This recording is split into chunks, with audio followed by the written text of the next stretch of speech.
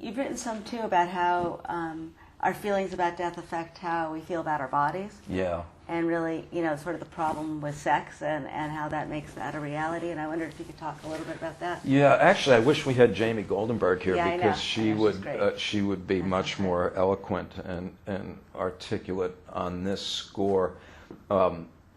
Jamie goes way back.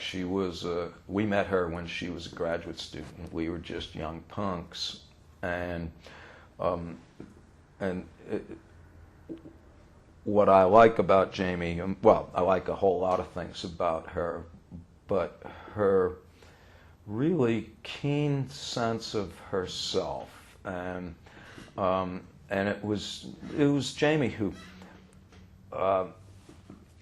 when I first met her, she was like, "Death, unacceptable," and I'm like, "Yes, I share that view," but what she resonated more than anything to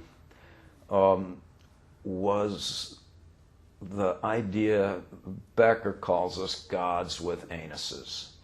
On the one hand, we're these cerebral, ethereal creatures that defecate and die.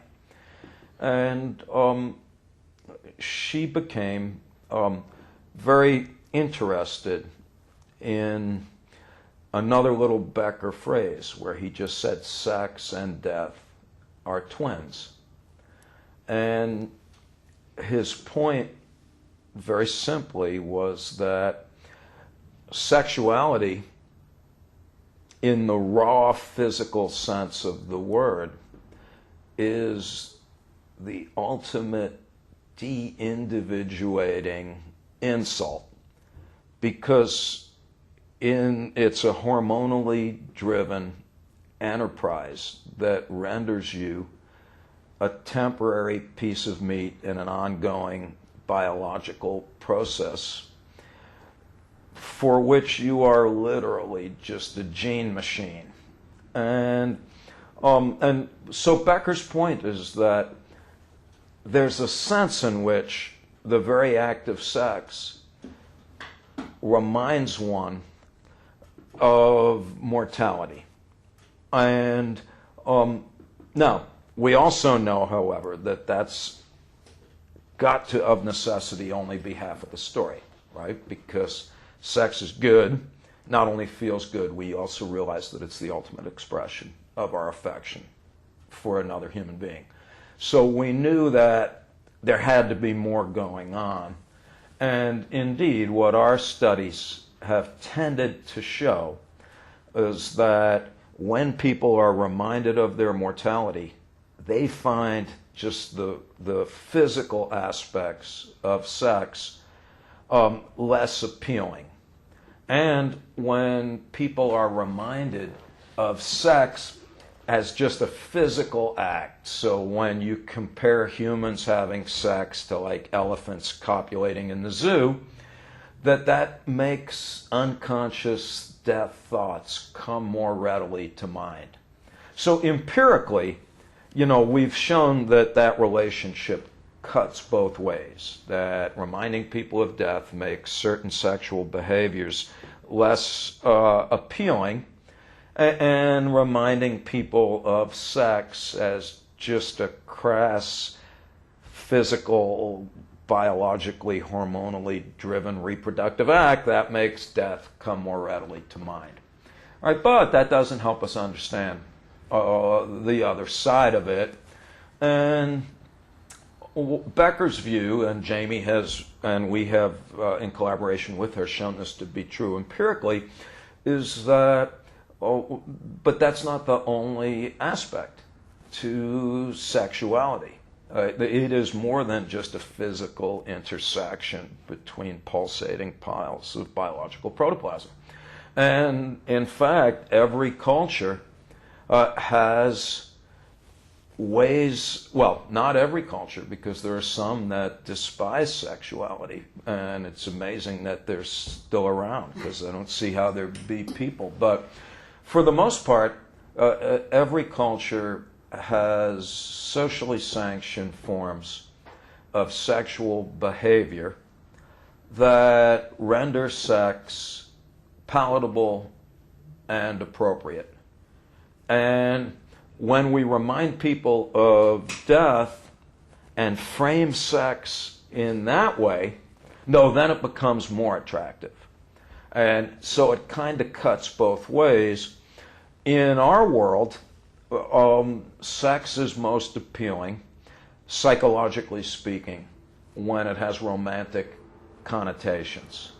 But as you know, that's a relatively new idea, and a particularly, frankly, Western one, some would argue. And I don't speak with authority here, because I can't see how that could be true with the Karma Sutra and all of the Asians where they've got the manuals that make me blush even. Yeah. But I don't think that undermines the point, though, which is that sex unadorned by love or a cultural understanding of appropriate sexual behavior, yes, is psychologically discombobulating and conjures up images of our mortality.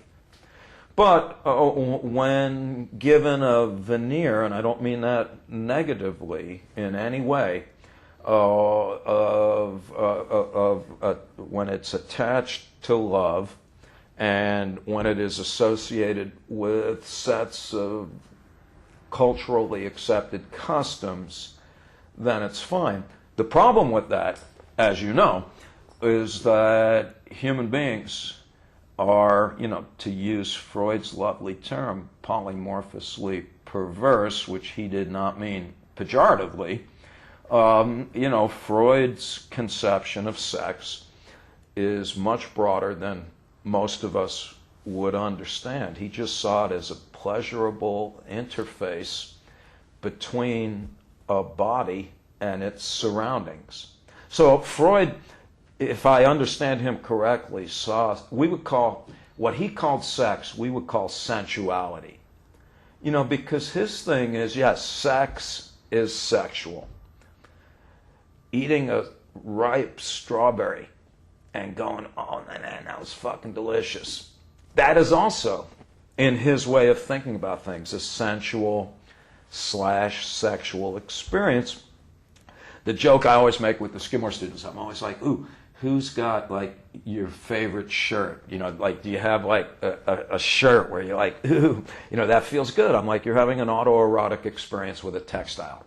And the but the point is that, and I guess the point I'm trying to make is that the problem with culturally constructed standards of appropriate sexual activity is that they are always substantially more narrow than what people would do left to their own personal predilections. And as you know, sexuality, we tend to think of, oh, you're homosexual or you're heterosexual. That's a ridiculous effort to dichotomize what ought to be seen as different grades along a continuum that varies in any number of dimensions. So my problem is, I get it. We need to restrict the range of what we declare to be, quote, normal. This is an Otto Rank point, or sex would be unbearable.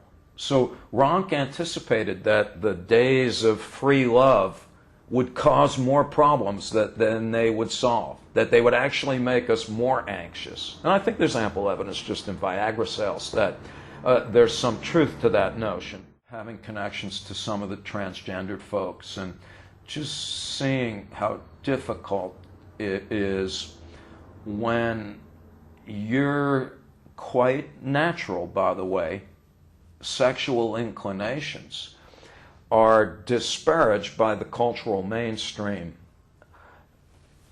That's not good.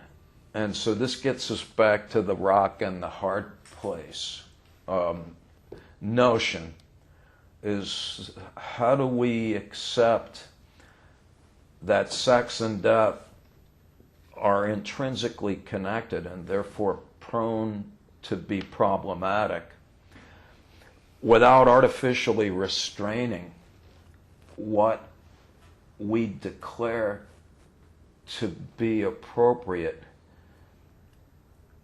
and not in so doing literally devastate a fairly large chunk of humanity these days. Yes, that's my view of that. Yeah.